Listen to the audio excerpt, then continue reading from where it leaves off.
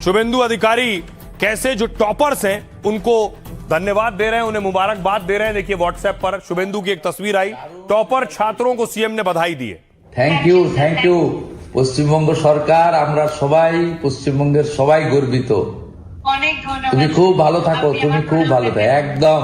তোমাকে আমি কয়েকদিনের মধ্যে সচিবালয়ে ডাকবো, অফিসাররা তোমাকে নিয়ে আসবে, আমি তোমাকে সাক্ষাতে সম্বর্ধিত করব। আচ্ছা, খুব ভালো অনেক থাকবে ধন্যবাদ। একদম, খুব ভালো থাকবে। দারুণ রেজাল্ট হয়েছে। থ্যাংক ইউ পশ্চিমবঙ্গ সরকার আমরা সবাই পশ্চিমবঙ্গের সবাই গর্বিত। অনেক ধন্যবাদ। তুমি খুব ভালো থাকো, তুমি খুব ভালো থাকো একদম। তোমাকে আমি কয়েকদিনের মধ্যে সচিবালয়ে ডাকবো, অফিসাররা তোমাকে নিয়ে আসবে, আমি তোমাকে সাক্ষাতে সম্বর্ধিত করব। আচ্ছা, খুব ভালো অনেক থাকবে ধন্যবাদ। একদম, খুব ভালো থাকবে। দারুণ রেজাল্ট হয়েছে। থ্যাংক ইউ পশ্চিমবঙ্গ সরকার আমরা সবাই পশ্চিমবঙ্গের সবাই গর্বিত। অনেক ধন্যবাদ। তুমি খুব ভালো থাকো, তুমি খুব ভালো থাকো একদম। তোমাকে আমি কয়েকদিনের মধ্যে সচিবালয়ে ডাকবো, অফিসাররা তোমাকে নিয়ে আসবে, আমি তোমাকে সাক্ষাতে সম্বর্ধিত করব। আচ্ছা, খুব ভালো অনেক থাকবে ধন্যবাদ। একদম, খুব ভালো থাকবে। দারুণ রেজাল্ট হয়েছে। থ্যাংক ইউ পশ্চিমবঙ্গ সরকার আমরা সবাই পশ্চিমবঙ্গের সবাই গর্বিত। तस्वीर सामने आई झालमुड़ी की, किस तरह से बीजेपी सेलिब्रेट कर रही है झालमुड़ी। बीजेपी के कार्यकर्ताओं ने आज झालमुड़ी बांटी है।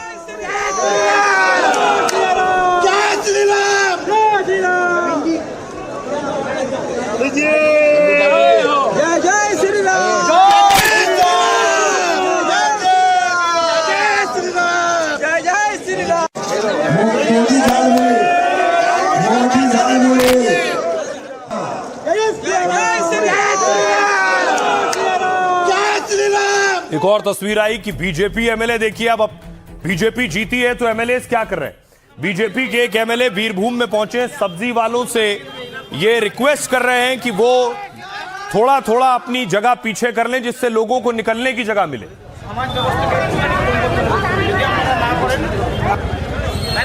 সকাল থেকে সন্ধ্যে পর্যন্ত আপনাদের যতক্ষণ সকাল থেকে ব্যবসা ফোন নাম্বার দিয়ে দেবেন, ফোন নাম্বার আছে, ফোন নাম্বার দিয়ে দেবেন।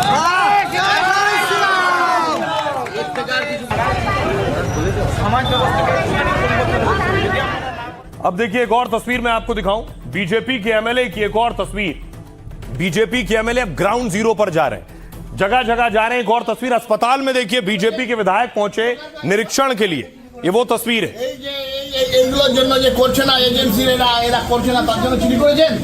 এগুলো কার কাজ? এগুলো মানুষ কিন্তু আমাদেরকে ম্যান্ডেট দিয়েছে হসপিটালে ভালো পরিষেবা পাবে বলে। পরিষেবা যদি না পায়, আমি বারবার বলছি, কিন্তু আমি আপনাদের ছেড়ে কথা বলবো। কাকে চুরি করেছেন? এইগুলোর জন্য যে করছে না এজেন্সির এরা করছে না, তার জন্য চুরি করেছেন। এগুলো কার কাজ? এগুলো মানুষ কিন্তু আমাদেরকে ম্যান্ডেট দিয়েছে হসপিটালে ভালো পরিষেবা পাবে বলে। পরিষেবা যদি না পায়, আমি বারবার বলছি, কিন্তু আমি আপনাদের ছেড়ে কথা বলবো। কাকে চুরি করেছেন? এইগুলোর জন্য যে করছে না এজেন্সির এরা করছে না, তার জন্য চুরি করেছেন।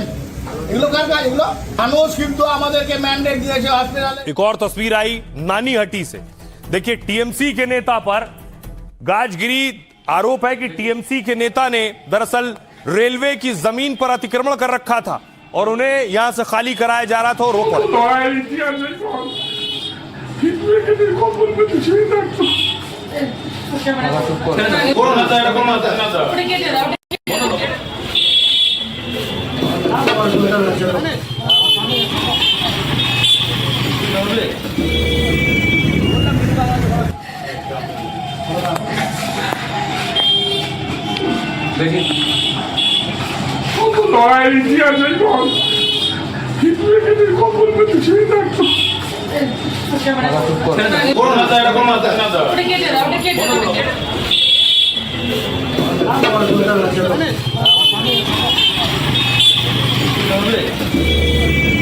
टीएमसी के एक और नेता की तस्वीर मैं आपको दिखाऊं, ये टीएमसी विधायक के घर पर छापा पड़ा है, तस्वीर है, उनके घर की तस्वीर भी सामने आई।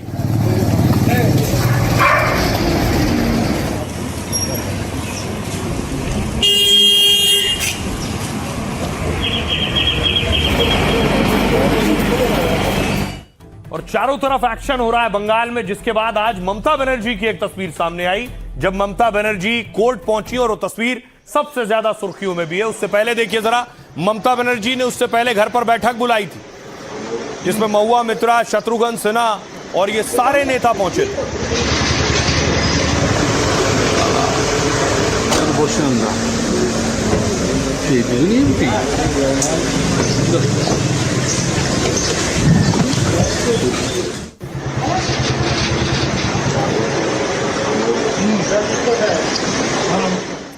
और उसके बाद ममता बनर्जी कोर्ट गई।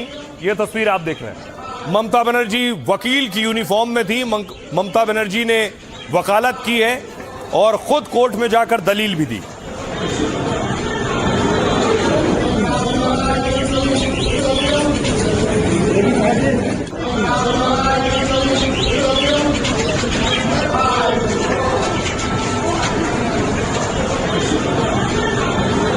अब आपको बताऊं कि आखिर कोर्ट में क्या हुआ, ममता बनर्जी आज कोर्ट क्यों गई थी, और बहुत कम लोग जानते हैं कि ममता बनर्जी ने आज वकील के यूनिफॉर्म पहनी थी। कैसे पहन ली, देखिए जरा। बंगाल की पूर्व सीएम ममता बनर्जी काले कोट में कोर्ट पहुंची।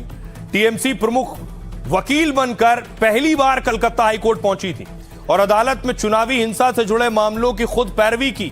टीएमसी नेता कल्याण बनर्जी के बेटे ने हाईकोर्ट में याचिका दायर की थी जिस पर चीफ जस्टिस की अदालत में ममता बनर्जी ने दलीलें रखी। बीजेपी पर लाशों की राजनीति करने का गंभीर आरोप लगाया और कहा कि बंगाल कोई बुलडोजर राज्य नहीं है। बीजेपी की सरकार बंगाल के लोगों की रक्षा करने में नाकाम है। पुलिस की मौजूदगी में टीएमसी से जुड़े घर दफ्तरों पर कब्जा हो रहा है। राज्य में ऐसी हिंसा फैली है कि 6 हिंदुओं समेत 10 लोगों की मौत हो गई। हम पश्चिम बंगाल के लोगों के लिए फौरन सुरक्षा चाहते हैं। ममता बनर्जी इससे पहले वकील के तौर पर सुप्रीम कोर्ट भी जा चुकी हैं। कुछ दिनों पहले एसआईआर के मुद्दे पर सुप्रीम कोर्ट में उन्होंने दलीलें रखी थी। 30 साल पहले वो बंगाल की बैंकशाल कोर्ट में भी वकील के तौर पर पेश हुई थी। यानी सियासत के दिग्गज ममता का वकालत से लंबा और पुराना नाता है। ममता बनर्जी ने कोलकाता के जोगेश चंद्र चौधरी लॉ कॉलेज से एलएलबी की है। कानून की पढ़ाई पूरी करने के बाद उन्होंने कुछ समय तक वकालत भी की है।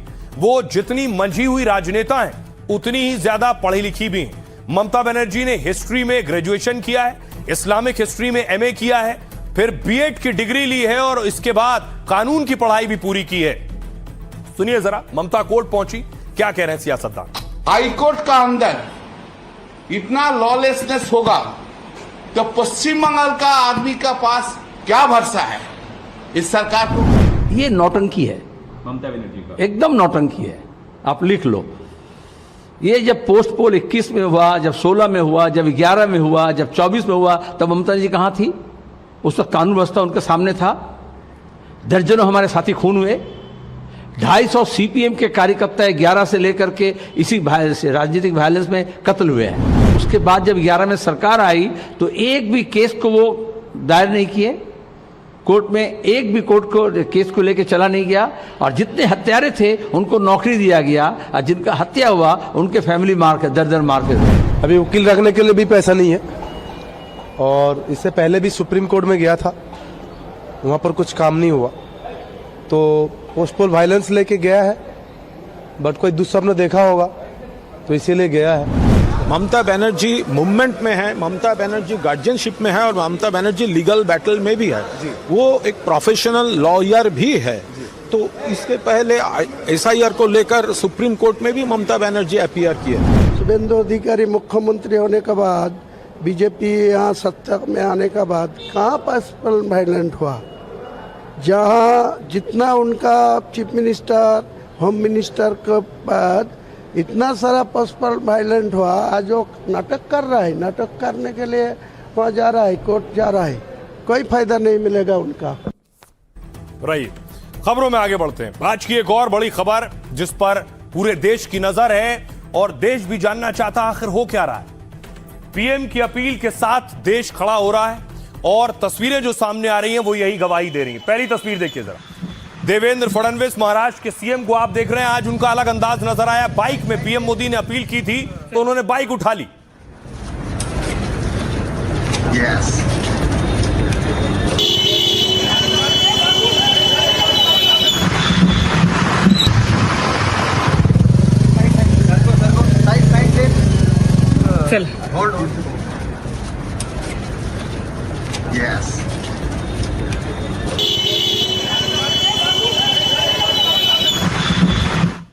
अब देखिए जरा एक और तस्वीर आई, केंद्रीय मंत्री नितिन गडकरी साहब को देखिए, बस में सवार हुए और बस से जा रहे थे।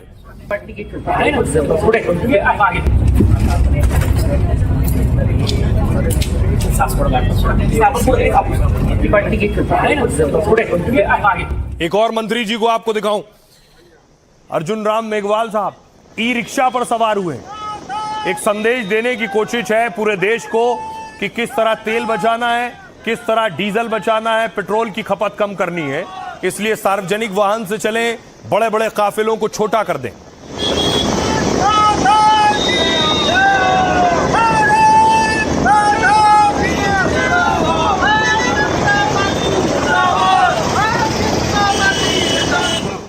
दूसरी तस्वीर आपको दिखाऊं, साइकिल से दफ्तर पहुंचे हैं सुरेश खन्ना। लखनऊ की तस्वीर आप देख रहे हैं, मंत्री जी ने साइकिल उठा ली।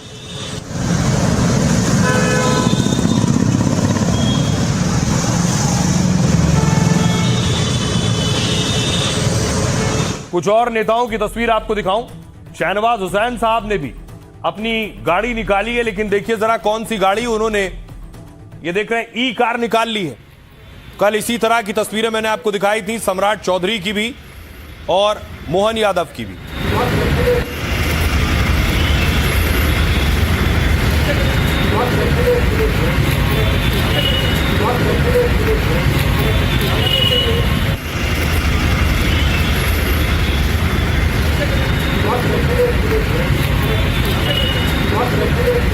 एक और तस्वीर आपको दिखाऊं, भिंड से ये तस्वीर देख रहे हैं, 100 गाड़ियों के काफिले पर एक्शन हुआ है।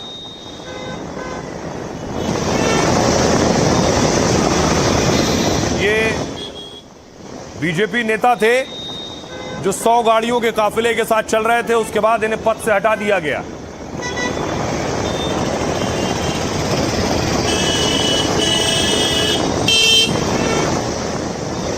और आइए अब आपको लिए चलता हूं मैं दक्षिण भारत, वहां भी इसका असर नजर आ रहा है। खुद मुख्यमंत्री चंद्रबाबू नायडू ने अपने काफिले को छोटा कर दिया है।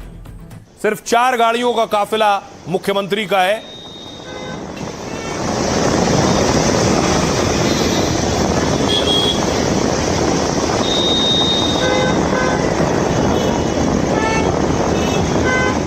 अब देखिए जरा अलग अलग राज्यों में, आपके राज्य में क्या तैयारी है, क्या आदेश दिए गए। सबसे पहले यूपी की बात, योगी सरकार ने 2 दिन वर्क फ्रॉम होम अनिवार्य कर दिया है। सरकारी दफ्तर में एसी का तापमान 24 से 26 डिग्री रखना होगा। उत्तर प्रदेश में नो व्हीकल डे लागू होगा। उत्तर प्रदेश में योगी सरकार ने 7 बड़े फैसले लिए। मुख्यमंत्री, मंत्रियों, विधायकों और अफसरों का काफिला 50% घटेगा। हफ्ते में 1 दिन इन्हें पब्लिक ट्रांसपोर्ट या बस मेट्रो से चलना होगा। दिल्ली में सभी सरकारी कर्मचारी 2 दिन वर्क फ्रॉम होम करेंगे। प्राइवेट कंपनियों से भी 2 दिन वर्क फ्रॉम होम के लिए कहा गया है। 50% सरकारी बैठकें ऑनलाइन करने का फैसला हुआ है। दिल्ली सरकार के मंत्री 1 साल तक विदेश दौरे पर नहीं जाएंगे। दफ्तरों की टाइमिंग सुबह 10:30 से शाम 7 बजे तक होगी।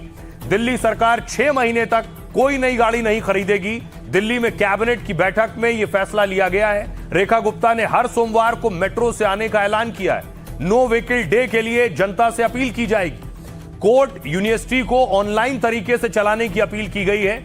महाराष्ट्र देखिए, सीएम फडणवीस खुद बुलेट से आज विधानसभा पहुंचे। तस्वीरें मैंने आपको दिखाई। इलेक्ट्रिक वाहनों का इस्तेमाल करने को कहा गया है महाराष्ट्र में। साथ ही काफिले में कमी लाने के भी निर्देश दिए गए। मंत्री आशीष शेलार ने फ्रांस का दौरा भी रद्द कर दिया गया है। बिहार देखिए, सम्राट चौधरी के बाद दूसरे मंत्री भी इलेक्ट्रिक गाड़ी का इस्तेमाल करने लगे। बिहार में बिना किसी काफिले के नीतीश मिश्रा इलेक्ट्रिक गाड़ी से पहुंचे और कई मंत्री 1 या 2 गाड़ियों में ही कार्यक्रम और बैठकों में पहुंच रहे हैं। मध्य प्रदेश में देखिए, एमपी के सीएम मोहन यादव के काफिले में गाड़ियां घटा दी गई हैं। काफिले में अब सिर्फ 8 गाड़ियों को शामिल किया गया है। वीआईपी काफिलों में गाड़ियों की संख्या सीमित की जाएगी।